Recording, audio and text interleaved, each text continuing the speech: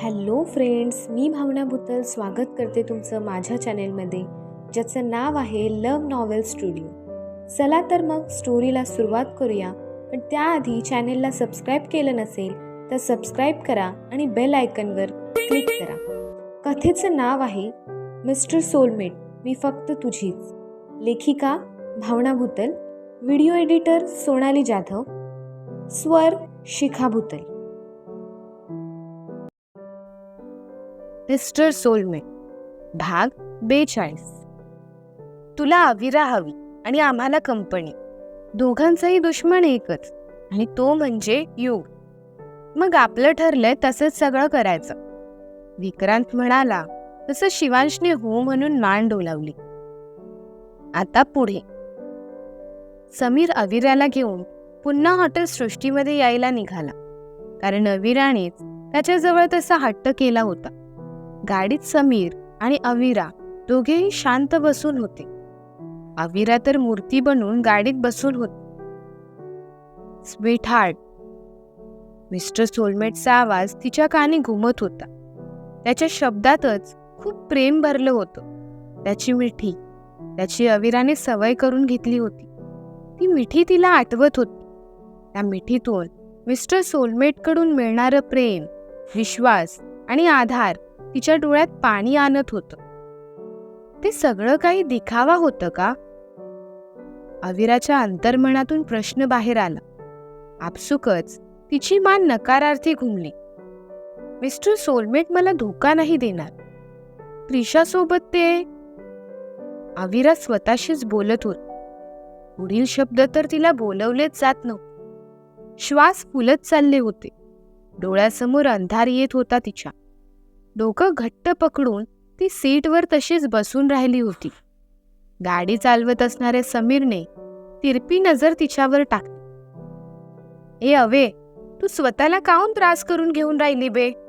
आपण तिथे जाऊन बघूयात ना. युग देशपांडे नावाचे कितीतरी जण असतील ग, समीर म्हणाला. आणि त्रिशा गायकवाड नावाची सुद्धा. अविराने समीरला उलट प्रश्न केला. कोइन्सिडन्स पण असू शकतो ना, समीर म्हणाला. मला नाही वाटत, अविरा म्हणाली आणि हमसून रडू लागली. माझी गाडी काहून भिजून राहिली बे? खबरदार हॉटेल सृष्टीत पोचेपर्यंत रडलीस तर. समीरने दम दिला, पण अविरावर त्याचा काहीही फरक पडणार नव्हता. तिचं रडणं सुरूच होतं, कारण आज तिच्यावर दुःखाचा डोंगरच पसरला होता. जवळपास तासाभराच्या प्रवासाने समीरची गाडी हॉटेल सृष्टीजवळ पोहोचली. वीराच्या हृदयाने भरपूर वेग पकडला होता, तिच्या आणि सोबत तिच्या पावलांनीही. हवे थांब, मी गाडी पार्क करतो, समीरने आवाज दिला, पण अविरा त्याच्यासाठी थांबली नाही. हॉटेल सृष्टीच्या मुख्य प्रवेशद्वारातून ती आत शिरली. अविरा, शिवांशने आवाज दिला. अविराने त्या दिशेने पाहिले. डोळ्यात साठलेल्या पाण्यात शिवांशचा अस्पष्ट चेहरा तिला दिसला. ती स्वतःची पावले त्याच्या दिशेने टाकत होती. खरं तर शरीरात प्राणच उरले नव्हते तिच्या. मधून अंधार सुद्धा तिच्या नजरेसमोर येत होता. शिवांश जवळ येतच ती थोडीशी धडपडली. तिचे दोन्ही खांदे पकडत शिवांशने तिला सावरलं. आर यू ओके ना अविरा? शिवांशने तिची काळजी करतच तिला प्रश्न केला. तेव्हा तिने हो म्हणून मान डोलावली. स्वतःचं डोकं घट्ट पकडून ती त्याच्यासमोर तशीच उभी राहिली. तू इथे शांतपणे बस, अविराचा हाताचा कोपर धरत लॉबीमधील एका सोफ्याकडे इशारा करतच शिवांश तिला म्हणाला. तिने नाही म्हणून मान डोलावली आणि त्याच्या हातून स्वतःचा हात सोडवला. मला मिस्टर सोलमेट जवळ घेऊन चला, अविरा म्हणाली. बोलताना तिचे श्वास सुद्धा फुलले होते. ते इतके फुलले होते की ओठातून शब्द बाहेर टाकताना तिला धाप लागत होती. अवे, समीर अविराला शोधतच तिच्या जवळ आला. तू इथे काय करतोयस? शिवांशने प्रश्न केला. मीच हिला इथे घेऊन आलोय. तुम्ही तिला अशा अवस्थेत नको ते काहून सांगितलं? तिला त्रास होऊन राहिला ना. शिवांशवर थोडी चिडचिड करतच समीर म्हणाला, मी तिला काहीच बोललो नाही. तू हवं तर तिलाच विचार. मला तिची काळजी वाटत होती म्हणून मी तिला फोन केलेला. कारण युग 611 मध्येच आहे. शिवांश खोटं स्पष्टीकरण देतच म्हणाला. शिवांश आणि समीरला बाजूला करत अविरा रूम नंबर 611 मध्ये जाऊ लागली. तिची चाल शिवांश आणि समीर दोघांनाही वेगळी वाटू लागली. अवे थांब, मी तुला नेतो. समीरने तिला आवाज दिला. तो स्वतः तिचा आधार बनत तिला रूम नंबर 611 पर्यंत घेऊन जाऊ लागला. का माहिती का, मला ह्यातून असं वाटून राहिलं की मिस्टर सोलमेट तुला धोका नाही देऊन राहिले. तू त्यांच्यावर अविश्वास दाखवून खूप मोठी चूक करून राहिली अवे. जे झालं ते त्यांनी जाणून बुजून नाही ग केलं. रूम नंबर 611 मध्ये पोहोचेपर्यंत अविराला समजवण्याचं काम समीर करत होता. पण अविराच्या कानापर्यंत त्याचे शब्द पोहोचतच नव्हते. शिवांश दोघांच्या मागून येत होता. एकटक पाठमोऱ्या अविराकडे तो बघत होता. नाही बोलायला गेलं तरी अविराची काळजी त्याला वाटत होती. त्याचं अंतर्मन त्याला पुढे उद्भवणाऱ्या परिस्थितीची कल्पना देत होतं. पण त्याचं स्वार्थी मन त्याला नकारात्मक विचार जास्तच वाढवत होतं. अविरा समीरचा आधार घेत रूम नंबर 611च्या बाहेर येऊन उभी राहिली. अंगात बळ एकवटून तिने दरवाजावर थाप दिली. तिचा थरथरणारा हात समीर आणि शिवांश बघतच राहिले. दरवाजा ठोठवून खूप वेळ झाला पण कोणीही दरवाजा उघडत नव्हतं. अविरा स्वतःचं पोट धरून उभी राहिली. हलक्याशा कळा तिला तिच्या ओटीपोटातून जाणवत होत्या. मिस्टर सोलमेटला घेऊन वाटणारी भीती तिच्या अंगातील बळच काढून घेत होती आणि ह्याचा परिणाम तिच्या पोटात नुकतंच बीजरूप घेऊन असणाऱ्या जीवावर होत होता. सम्या, त्यांना बोल ना दरवाजा उघड म्हणून. अविरा रडतच समीरला म्हणाली. अविरा, यात रडण्यासारखं काहीच नाही. तू का स्वतःला त्रास करून घेतेस? तुझ्या बेबीसाठी हे खूप हार्मफुल असू शकतं. शिवांश अविराला समजावतच म्हणाला. तुम्ही त्यांना दरवाजा उघडायला सांगा ना. अविरा येणारा हुंदका आवरतच म्हणाली. अविराला होणारा त्रास समीरला बघवला जात नव्हता.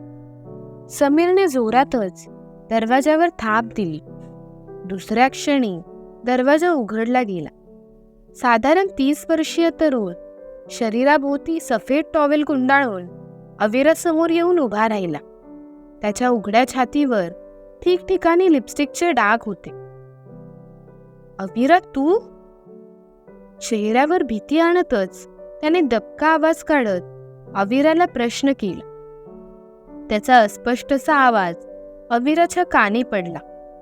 पापण्यांची उघडझाप करत अविरा त्याचं कान पाहू लागली. त्याच्या कानावर 30 निशाणी होती जी मिस्टर सोलमेटच्या होती. कोण आहे? युग? पुन्हा अस्पष्टसा आवाज अविराच्या कानी पडला आणि थोड्याच वेळात ती आकृती जिचा तो आवाज होता, ती मुलगी दुसरी तिसरी कोणी नसून त्रिशा होती. तिचे उघडे दंड, विस्कटलेले केस आणि ओठांची पुसली गेलेली लिपस्टिक, एकंदरीत त्रिशा अशा अवतारात सगळ्यांसमोर आली.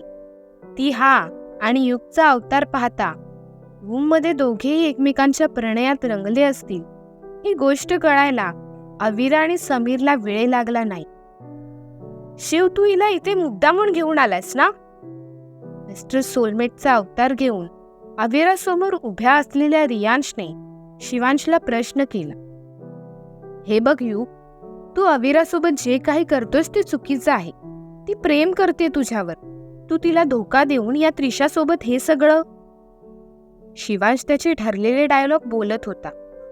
ए भैताड, तुझा प्रॉब्लेम काय आहे ग? लाज नाही वाटत का तुला? काऊन तू अविच्या आयुष्यात विष घालून राहिली बे? तिच्या संसारात विष घालून पोट नाही भरलं का तुझं? समीरने त्रिशाला कैचीत पकडतच विचारलं.